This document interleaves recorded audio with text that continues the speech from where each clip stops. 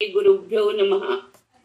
आज आपण शुक्राचार्याबद्दल थोडं जे समजेल ते सांगण्याचा मी प्रयत्न करते. आपल्याला असं वाटतं की शुक्राचार्य म्हणजे दैत्यगुरु एवढंच आपल्याला त्यांचं माहिती आहे, परंतु त्यांची कथा काय आहे, पूर्वी ते का झाले हे आपल्याला अजून माहित नाहीये. त्यामुळे ते सांगण्याचा प्रयत्न करते. तर शुक्राचार्य लहानपणापासूनच भयंकर ज्ञानी आणि हे होते. सगळं पुस्तक वगैरे त्यांचे वेदपाठ वगैरे सगळे पूर्णपणे ते वाचत होते. त्यांचं पहिलं नाव कवी असं होतं आणि ते अंगिरस ऋषींच्याकडे ते शिकायला गेले. तर त्यांचा मुलगा पण जानू म्हणून एक त्यांचा मुलगा होता. तर ते दोघेही हुशारच होते, त्यामुळे पूर्णपणे त्यांच्या शिकत होते. पण कुठेतरी ऋषींना अहंकार आणि मोहमाया असतोच. त्यांना आपल्या मुलापेक्षा हे श्रेष्ठ आहे, हा श्रेष्ठ आहे कवी, हे त्यांना बघवत नव्हतं. म्हणून त्यांनी एक दिवस काय केलं की परीक्षा ठेवली. त्यांनी पहिला प्रश्न काय विचारला की मनापेक्षा वेगवान कोण आहे. तर त्याला त्यांच्या मुलाला सांगता आलं नाही. त्यांनी पटकन सांगितलं की मन. आणि दुसरा प्रश्न वगैरे जगाला कोणी झाकून घेतलंय सगळ्या जगाला. तर त्याला पण सांगता आलं नाही. यांनी सांगितलेलं अज्ञानाने झाकलं आहे. आणि तिसरं म्हणजे कोण, तर आळसी लोक कोण, तर जे कर्म आणि भक्ती करत नाहीत ते आळसी लोक. तर ते मग काही त्यांना बोलताच आलं नाही. मग त्यांनी काय केलं, त्या अंगिरस ऋषींनी काय पाहिजे तेव्हा त्यांना काम सांगायची विद्यापाठ वेळेलाच, हे कर ते कर म्हणून.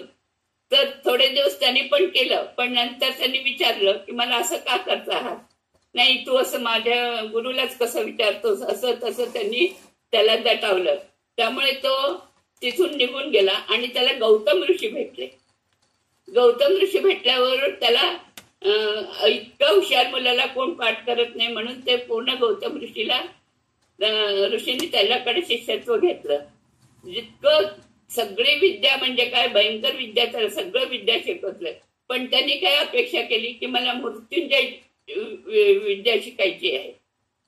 पण त्याच्या अगोदर काय झालेलं असतं की त्यांनी असुराचार किंवा शुक्राचार असे म्हटलेले आहे. ते शुक्राचारचं जन्मनाम काय असते, शुक्र उशन असं आहे. आणि ते भृग ऋषी आणि दिव्या यांच्यापासून झालेले आहेत. दिव्या ही काय झालेली आहे, तर हिरण्यकश्यपूची मुलगी आहे.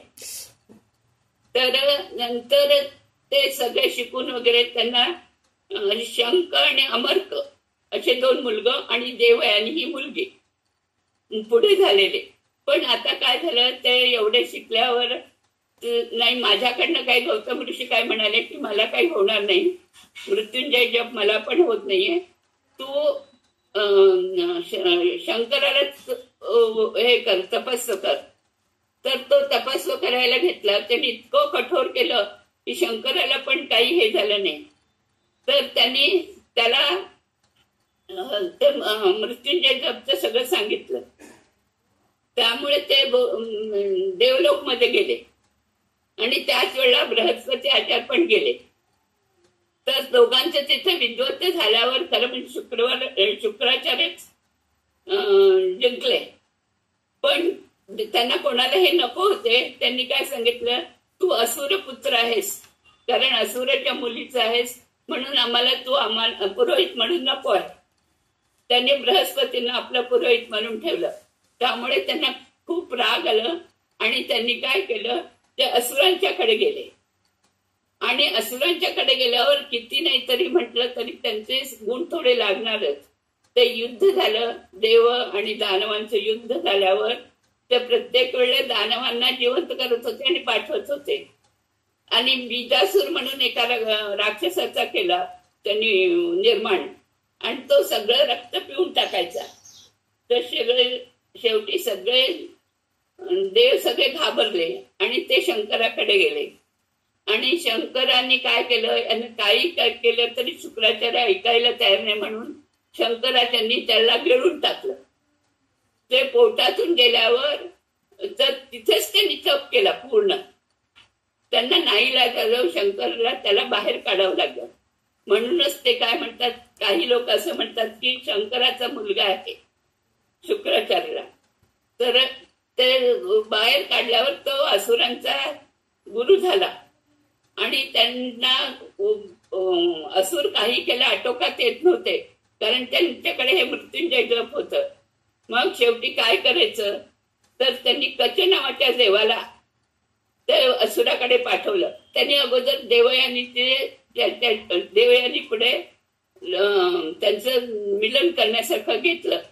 तर देवयानी त्याच्यावर प्रेम करायला लागली, पण बाकीच्या असुरांना ते नको होतं. हा देवपुत्र आहे म्हणून त्याला सगळं जाळून वगैरे ते राख वगैरे त्याला प्यायला दिलं. प्यायला दिल्याबरोबर ती काही केलं ऐकत नाही. देवयानी वडिलांच्या पुढे कसंही कर, तू माझ्या कचला जिवंत कर. आणि ज्या वेळेला त्यांनी बघितलं, आत्मा हे केलं, त्याला कळलं की आपल्याच पोटात आहे तो.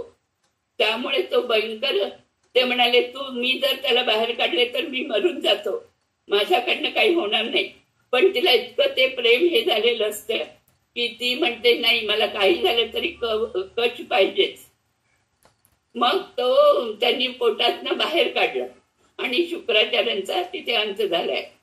त्याच्या अगोदर काय झालेलं असतं, ते गौतम शंकराकडे विद्वत करत असताना इतकं त्याचं बघून ते म्हणतात, मी तुला एक स्थान देतो आकाशात, तू शुक्र ग्रह म्हणून नेहमीच आकाशात राहशील, असं त्याला वर दिलेलं असतं.